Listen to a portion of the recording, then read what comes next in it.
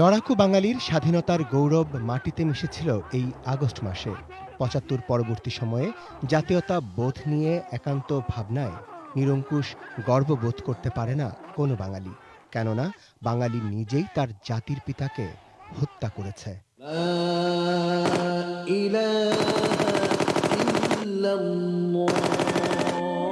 বঙ্গবন্ধুর কবর খুঁড়েও বিশ্ব নেতাদের চাপে মুক্তিযুদ্ধে পরাজিত পাকবাহিনী তাকে হত্যা করতে পারেনি।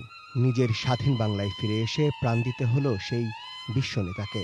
১৯৭৫ সালের ১৫ই আগস্ট সপরিবারে হত্যা করা হয় বঙ্গবন্ধু শেখ মুজিবুর রহমানকে।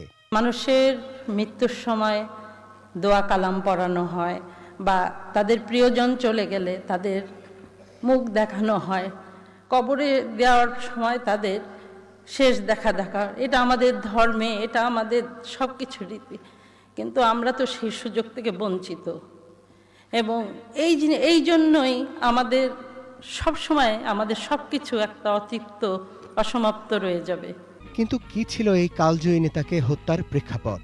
মাত্র ৩.৫ বছরেই যিনি যুদ্ধবিধ্বস্ত একটি দেশকে অনেকটা গুছিয়ে এনেছিলেন, চালু করেছিলেন কারো সঙ্গে বৈরিতা না করার মতো পররাষ্ট্রনীতি, তাকে কেন হত্যা করা হলো?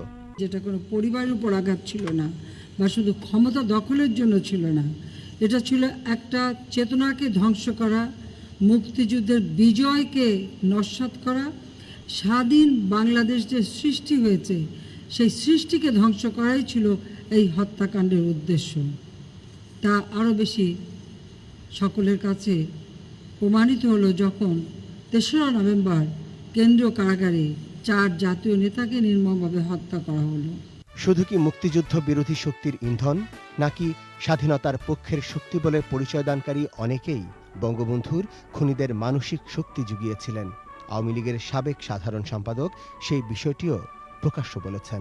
মুক্তিযুদ্ধের চেতনা, সেটাকে এই জাসদ নামক বৈজ্ঞানিক সমাজতন্ত্রীরা সম্পূর্ণভাবে পরিকল্পিতভাবে ভিন্ন